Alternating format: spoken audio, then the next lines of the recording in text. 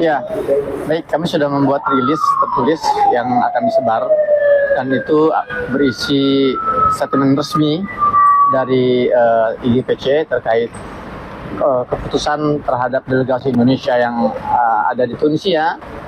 Ya, dan di sini saya akan perjelas lagi. Namun sekali lagi statement resminya itu ada di rilis tertulis ya.